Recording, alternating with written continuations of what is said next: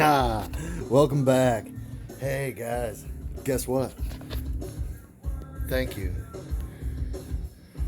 We hit 993 subscribers today. I never thought that we'd get this big.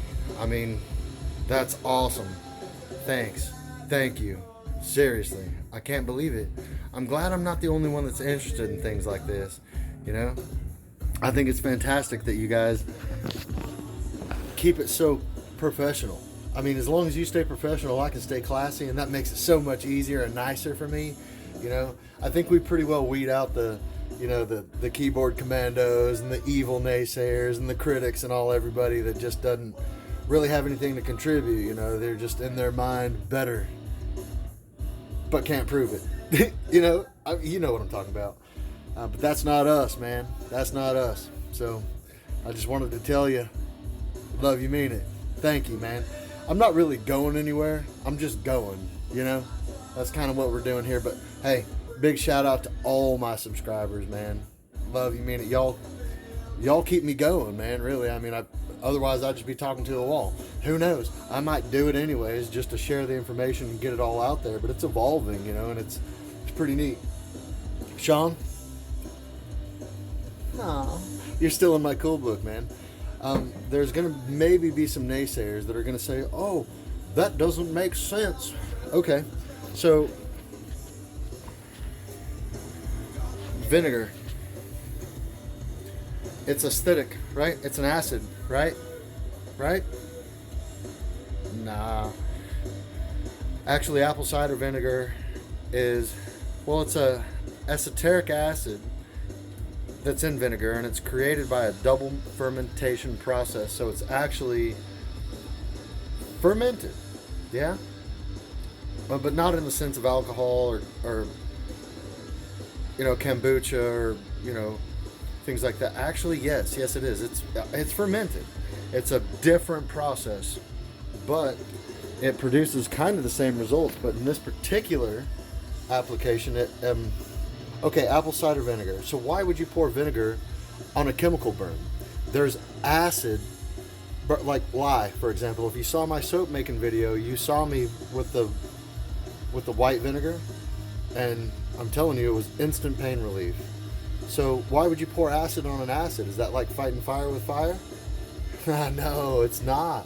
It's not acidic. Actually, apple cider vinegar in particular has a higher alkalinity than acidity. The pH balance, when a pH balance is low, it's more acidic. When it's high, it's more alkaline. This is more alkaline than acid. So yes, maybe I shouldn't have drank it straight. And no, it wasn't delightful. But I can tell you, I did that last night. I did that video. Today, all day, my stomach has felt great. So Sean, thank you, man, for that. Seriously. Who would have thought, man? Seriously, who would have thought? And now usually I do my own research, and I'm not the case study just to see what happens, like I want to know, but I've heard about so many people drinking, a little bit of apple cider vinegar with the mother. I thought, hell, if they can do it, why not me? So I did, and I'm kind of happy I did. Now, next time I do it, I'm going to cut it with a little bit of oil. And you can't really cut it. I use it a lot, but when you put the vinegar in the oil, it separates like water and oil. They don't mix. So there's got to be something to bind them, like a salt, spices. I use spices to make marinades and rubs, which incidentally reminds me. So I finally went hunting today. It's been hunting season for over a month, and I've just been, I've been feeding them and taking some real nice pictures.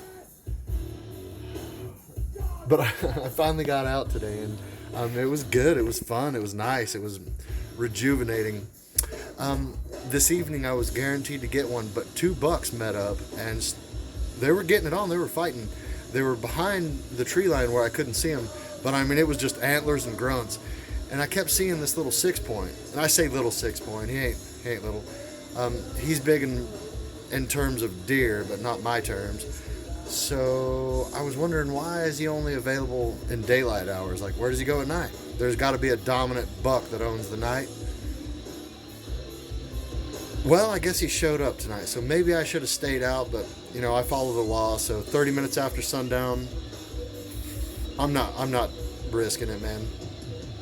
So, yeah, Johnny Law, game warden, that's not like the police. They don't need probable cause. If they want to come into your house and search you, they can. They don't need a reason.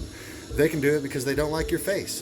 They can do it because you drive a Ford and they hate Fords. They don't need a reason, man. Seriously. And if you get caught by Johnny Law, they can take all your guns.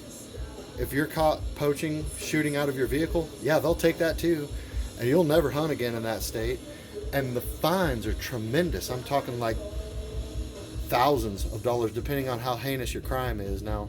So I don't really mess around, you know. And I kind of have a respect for that particular law, you know, wildlife conservation and all that. Sometimes I kind of wonder who's writing these rules. I don't know how much time they've spent out in the woods, but you know, that's neither here nor there. And it's not as bad in the Midwest as it is like on the West Coast. But anyways, man, that is all. Sean, thank you. God bless you all, man. Happy Thanksgiving. It's coming. I provide jalapeno poppers, but I wrap them with thin sliced backstrap. So I take the seeds out, I cut the tops off the jalapenos, stuff them with cream cheese, put the top back on, wrap it with a thin cut backstrap, and then I stripe it with a piece of bacon, stick a Q-tip in it, and throw it on the grill. Oh man, it is the best side on the planet. Literally, that's all I have to do for Thanksgiving in any house in any country. Just show up with that and I'll be just fine. Well, except for the Middle East because they don't like bacon, but you don't have to tell them it's bacon. They'll still like it. But thank you, Brian, for that recipe. Now I'm going to be sharing some recipes with you guys. I got some wild game weirdness that you're going to think is bizarre, but man, don't knock it till you try it, because I also have, and this is my creation,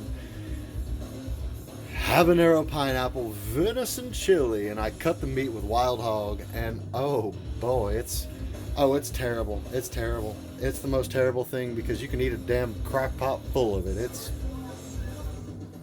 pretty good. So more to follow, guys. Hey, thanks for tuning in. Thanks for coming back. Thanks for liking and subscribing and commenting and just keeping it so good, you know. I appreciate y'all. Stay tuned, stay salty. Love you, mean it.